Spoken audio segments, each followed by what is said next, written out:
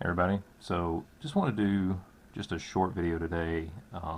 This is basically for the Wolf Hunter. He had posed a question, how much did this CZ27 end up costing me?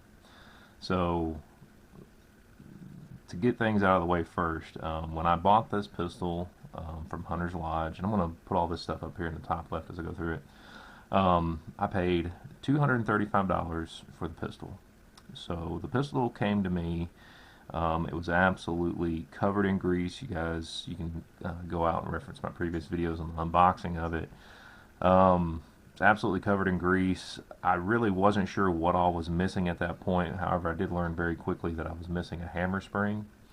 Obviously, I was missing grip screws. I was missing the magazine, and I was missing what they call the safety release here, which is basically this button that pops the safety back up after the hammer is obviously cocked. So this button right here, which releases that safety because of this unique CZ design.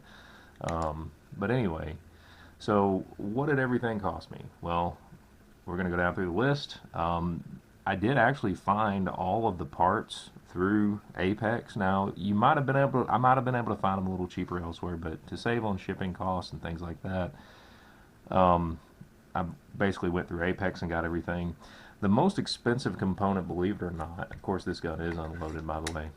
The most expensive component were these post-war CZ27 magazines. So I'd actually bought two of these from Apex because they had them in stock at the time. I really didn't want to spend that much, but I really couldn't find them for cheaper elsewhere. It just basically is what it is. Kind of like some of the Walther P38 mags are just the cost is what it is, unless you want to go with some kind of repro. And I'd rather go original if I can, and I always will in most cases when it's possible and of course financially feasible.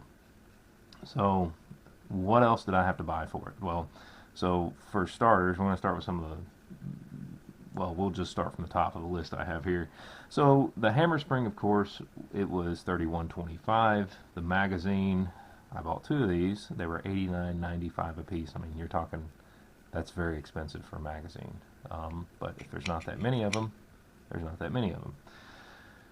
The safety release itself was $43.95. The hammer spring retaining screw, which is the screw that's on the back strap back here that holds this hammer spring in place after you slide it into that dovetail slot, which you can go out and reference my previous videos on the disassembly. You'll see that, and where I repaired this in my repair video. So that was $439. And then your grip screw set, which is a very nice set of grip screws. These are in great shape. There's no rust. The heads aren't really stripped out or nothing. Those cost me $14.95. So what this ends up being is it brings me to a grand total, not counting shipping, not counting tax. This is just pure parts. Of course, the gun as well.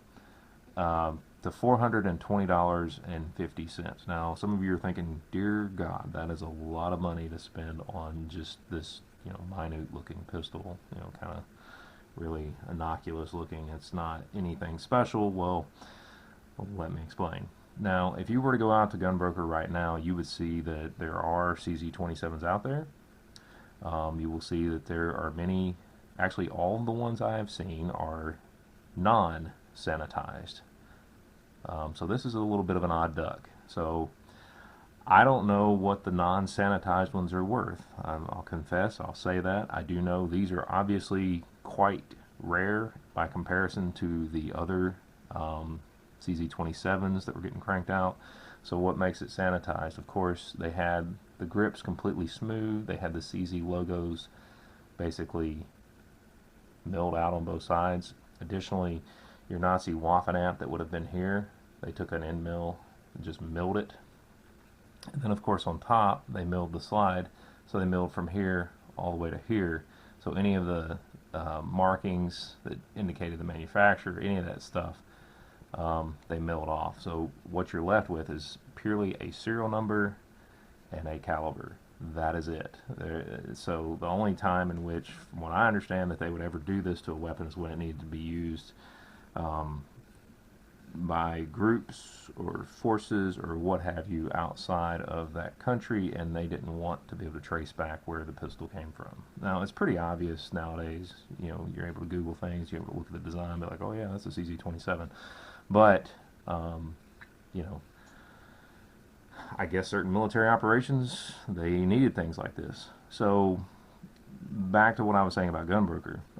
So the CZ27s that are out there, they range in price from roughly, I think the cheapest I have seen is $699, and that was the starting bid price. That wasn't a buy it now price, and I've seen them well over $1,100. Some cases probably $1,400, depending on the condition, things of that nature. But you know, this is obviously a very odd duck. Just because it's sanitized, and I've never seen a complete sanitized CZ27 for sale. I don't know. If you guys know, let me know in the comment section, because I'm very curious about this. I just simply don't know. It's because I don't have any frame of reference here. Now, do I think it was worth it? Yes, I certainly think it was worth it, because in my mind, when I bought the pistol, I was thinking, well, if I put enough parts into it, even if it cost me up to $500, I think it's still an amazing deal, as long as I can fix it, as long as it's in decent shape, barrel's in good shape, blah, blah, blah. Once I tore this thing down, I got all the grease out of it. I mean, this thing was in, you know, obviously it's got some scratches and stuff on it. I mean, when you think of when it was made, I mean, yeah, it's going to have scratches. But when you get down to the you know, the nuts and bolts of it, I think it was definitely worth it, especially a non-sanitized one. The starting bid, like I saw on Gunbroker, was, you know, like I said, I saw on Gunbroker was $700. So I think it was a great deal. But I am very curious to know the value of a sanitized CZ27, because I don't even think I've seen one of these out on Legacy Collectibles. There's a bunch of places out there that sell some rare weapons like this. But like I said, if you guys have seen anything, please, by all means, let me know in the comment section. You know, like I said, total cost, not counting shipping, not counting taxes, $420, and actually 49 cents. I said 420.50, but anyway, it's close enough. It's 1 cent. But anyway, I think it was totally worth it, given how rare this actually is. I mean, this was a Nazi marked CZ27. It just had the markings milled off of it. So they said these were assembled from leftover parts, but you know, the funny thing is when you look at it, the frame matches the barrel, matches the slide. So you know, obviously some of the piece parts on this, you know, like about 2 or 3 of them are, you know, they're not original to the gun, but those wouldn't have been serialized anyway. But if you go out to one of my previous videos, I think I showed where there's actually a couple of inspection marks that's actually left on this pistol that didn't completely get removed, which is pretty cool. I was barely able to see them. I got photos out there on those. But anyway, I think this was a great deal for the money. Now, could I have ended up in a much worse scenario with what I got from Hunter's Lodge? Definitely. I mean, I could have been missing a plethora of other parts. But I think this one turned out really well, given what I put into it. So anyway, I'm going to try to get to work on that Browning A5, get it cleaned up, get it put back together. We're going to see if that fixes that ejection issue that we're having. I know I've said that a couple times now in a video or previous videos, but you know, the weather has just been insane here where I live. It's gone from snow to rain to floods. It's just crazy, absolutely crazy. But anyway, so in order to get that thing cleaned up, I need to be outside. So not necessarily something you do at the kitchen table. But anyway, just want to thank my subscribers. Thank everybody for watching. All your likes, all your comments, all your shares. It's tremendously helps grow the channel. And I appreciate you guys tuning into this, because you know, you guys could be out there watching SHOT Show videos, and to be perfectly honest, I would love to be at SHOT Show right now, but you know, small name channel like me, it's I don't know, just doesn't happen unless somebody sends me an invite, which I would love to go. But anyway, that would be an awesome opportunity. But anyway, just wanted to thank everybody for watching, and thanks for tuning in. And be on the lookout for more cool videos, some resto and refurb stuff.